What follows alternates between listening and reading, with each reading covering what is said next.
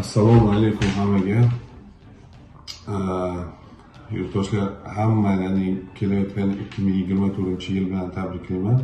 Aka ukalar, Peterdan bir akamiz murojaat qilishdi. Murojaatlari qanaqa bo'ldi? Registratsiyaga qilib beraman deb pul olib qilib bermabdi kimdir. Hozir rasmini tashlayman. Videoni davomida bu akani murojaatini ko'rasizlar.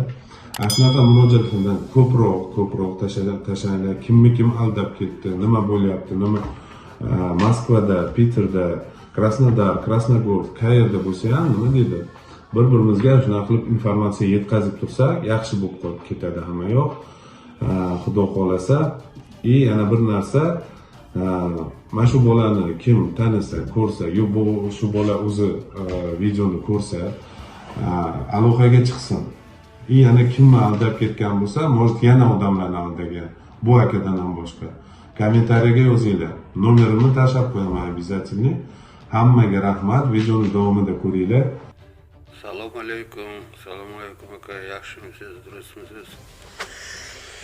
Aka, men sizga bitta rasmni tashlayman, biroq bitta haromxo'r bor, pulda olgan. 11 ming pulda olgan. Cheklari bor, hammasi bor.